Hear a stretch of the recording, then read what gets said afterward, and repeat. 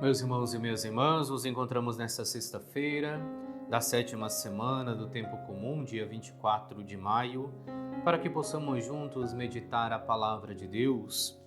E hoje nós lemos o Evangelista São Marcos no capítulo 10, versículos do 1 ao 12. Naquele tempo, Jesus foi para o território da Judéia, do outro lado do rio Jordão. As multidões se reuniram de novo em torno de Jesus, e ele, como de costume, as ensinava. Alguns fariseus se aproximaram de Jesus. Para pô-lo à prova, perguntaram se era permitido ao homem divorciar-se de sua mulher. Jesus perguntou: "O que Moisés vos ordenou?" Os fariseus responderam: "Moisés permitiu escrever uma certidão de divórcio e despedi-la." Jesus então disse: "Foi por causa da dureza do vosso coração que Moisés vos escreveu esse mandamento. No entanto, desde o começo da criação, Deus os fez homem e mulher.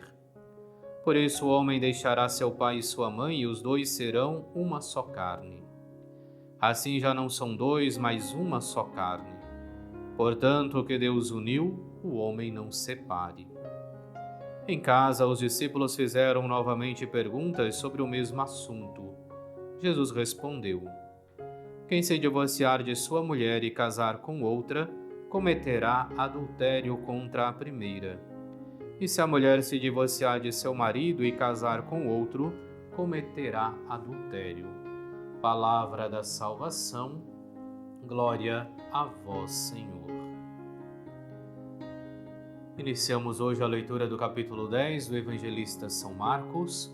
Recordemos, no tempo comum, nós vamos lendo em sequência os evangelistas, à exceção de João, que é sempre reservado para os tempos fortes da Igreja. Líamos São João ao longo de todo o tempo pascal, também ao longo da Quaresma, o Advento e depois nas principais festas da Igreja. E hoje vemos então a Jesus Cristo, que é colocada a questão do matrimônio. Uma questão que era muito discutida já entre os fariseus da época. E aqui então onde nós encontramos a maldade desta pergunta, porque entre eles já havia uma grande discussão para saber quais as causas poderiam ser elencadas para que o divórcio fosse válido, chegando até a alguns extremismos, onde se acreditava que qualquer coisa que desagradasse ao marido poderia ser causa do divórcio. No entanto, Cristo não entra nessas discussões e vai àquilo que era a mens de Deus ao instituir o matrimônio. Por isso ele recorda logo de início dizendo que foi por causa da dureza do vosso coração que Moisés vos escreveu esse mandamento. Entretanto, desde o começo da criação, Deus os fez homem e mulher, e por isso o homem deixará seu pai e sua mãe, e os dois serão uma só carne. Não mais dois, mas uma só carne. E com isso, então, Cristo vinha recordar-nos a indissolubilidade do matrimônio. Uma vez que duas pessoas se recebem em matrimônio, o fazem para a vida inteira. Ou como nós costumamos dizer, até que a morte os separe. E a indissolubilidade do matrimônio refere-se justamente ao amor indissolúvel que Deus tem para com cada um de nós. O amor de Deus não se desfaz, mesmo que pequemos, mesmo que nos distanciemos dele, Deus está sempre pronto para nos acolher. E o matrimônio é chamado então a ser este sinal do amor de Deus por cada um de nós, vivido no amor do esposo e da esposa. Cristo vai muito além ainda, então, recordando que quem se divorcia de sua mulher e casa com outra comete adultério contra a primeira. E, ao mesmo tempo, se a mulher se divorciar de seu marido e casar com outro, cometerá adultério. Ou seja, Cristo vem recordar mais uma vez essa indissolubilidade do matrimônio, que permanece ainda que fisicamente os casais se separem.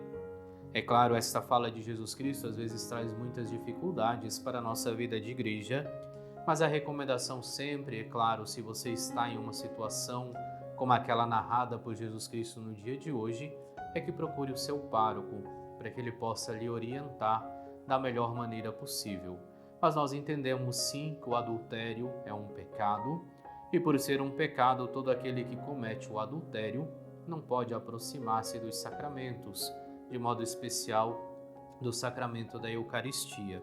Porque, como mesmo diz Jesus Cristo, quem se divorcia e casa-se novamente comete adultério. Mas volto a repetir, isto deve ser conversado com o pároco que vos conhece e que pode vos orientar da melhor maneira possível. Entretanto, é claro, com isso Cristo vem mais uma vez reafirmar aquilo que ele colocou logo no início, que aquilo que Deus uniu, o homem não separe. Uma vez que livremente um homem e uma mulher decidem se dar-se em matrimônio, aquele matrimônio deverá durar para sempre, até que a morte os separe. E com isso, então, Cristo vem mais uma vez reafirmar que o sacramento do matrimônio deve ser sinal do amor de Deus por nós. Deve ser sinal deste amor que Deus tem pela humanidade. E por isso, do mesmo modo que o amor de Deus por nós é indissolúvel também o sacramento do matrimônio. Oremos. Concedei-nos, Deus Todo-Poderoso, meditar sempre as realidades espirituais e praticar em palavras e ações o que vos agrada. Por nosso Senhor Jesus Cristo, vosso Filho, que é Deus, e convosco vive e reina na unidade do Espírito Santo, por todos os séculos dos séculos. Amém. E abençoe-vos Deus Todo-Poderoso, Pai, Filho e Espírito Santo. Amém.